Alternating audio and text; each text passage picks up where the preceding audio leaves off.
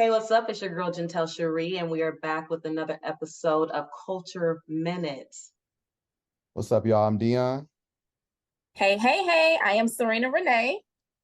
And our first topic of the week is Howard University. They officially have their first figure skating team, and it's actually the first figure skating team an HBCU has ever had. So they're definitely breaking barriers again at Howard University. It's crazy because two of the students, they grew up figure skating and they actually saw that each other figure skated while they were at school. So they started a club and it turned into an actual team. So they made history and I can't wait to see them compete this season. Yeah, I was reading about that and I thought that was kind of cool. For when I've always wanted to go to a HBCU, I'm still mad that I didn't go. But just for them to, get a ice skating team and to set that whole thing up, that's pretty cool. I look forward to seeing what they do this year as well. I think it's gonna be cool. And if they get to qualified for the Olympics in the near future, that'd be dope. Yeah, I'm super excited for what they have going on. I remember when I was younger, I used to watch ice skating all the time. And I forgot the lady's name, but it was an Asian lady that was well known. And I used to have rollerblades. So I'll go up to the nearest school and I'll skate on their little, the parking lot and everything. And I close my eyes and I think I'm a figure skater. But then I had the realization like there's nobody there to look like me. So had I had that representation back then, I think that's a path that I probably would have taken. So I'm super excited for them. Okay, Sarina, we want to see you on the ice, girl. It's fun. Have you did it before? Have you ice skated? I have, but I'm not that great.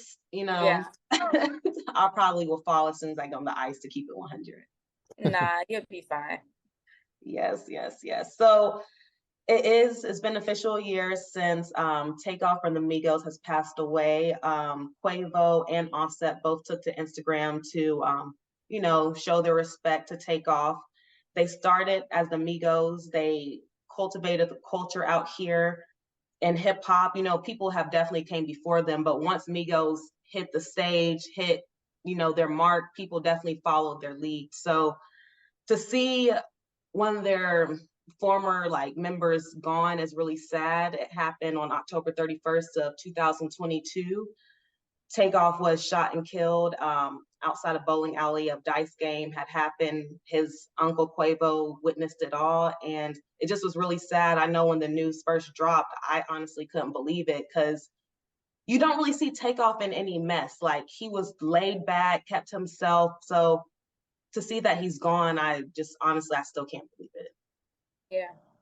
Yeah, I agree, and it's crazy that it's been a year already. I still remember, like it was just yesterday. I still remember where I was when it happened, or when I read it and saw it, and I just couldn't really believe it. I thought it was, a lie that was spreading on the internet. But, yeah, it's still really sad that he lost his life to such a senseless act that really was unnecessary in my opinion, and it's very unfortunate. I know Quavo and Offset of dealing with their own issues with each other, but hopefully, this anniversary kind of brought them back together for at least a little bit to, mourn the loss of their brother.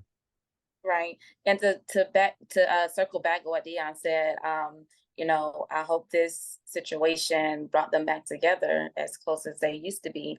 Unfortunately, sometimes, death do that. You have an issue with somebody in your family and, you have to make amends because you don't know if that person's going to be next. So it was a very sad day when I found out about it as well. And I just couldn't believe it because like you said, um, Takeoff's he's not in any mess. He's not one of those ratchet rappers. He's very laid back. He's talented.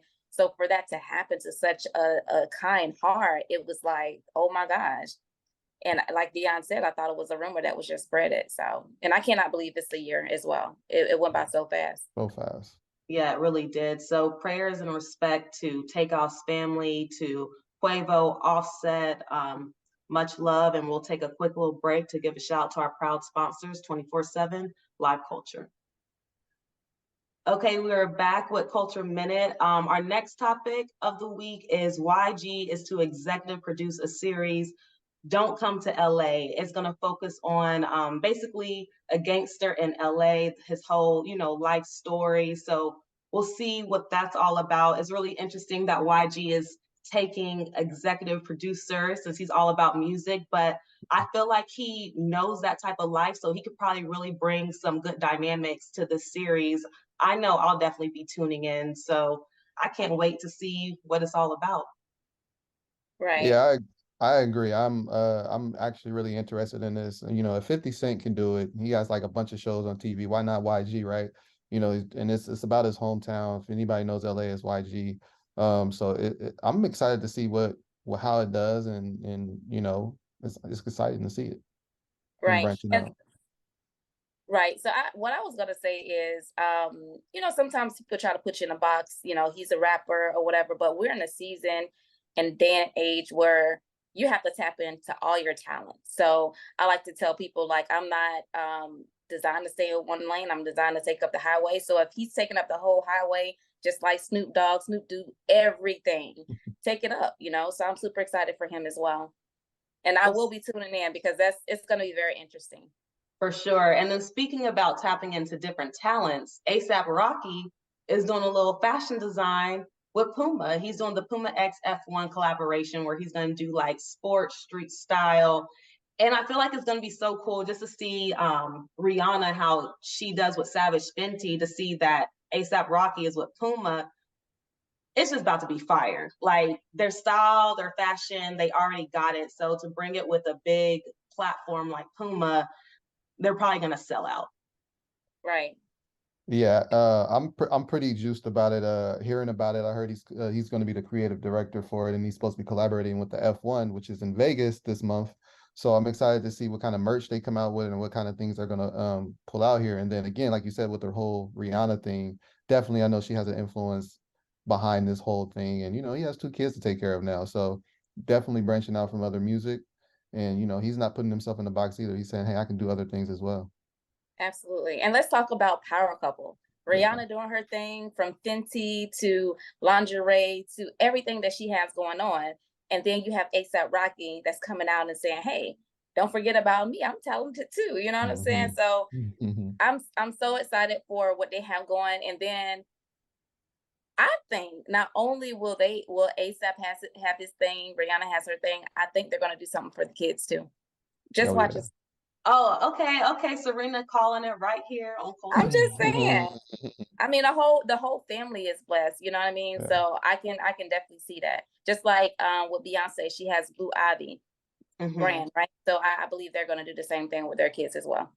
For sure, for sure.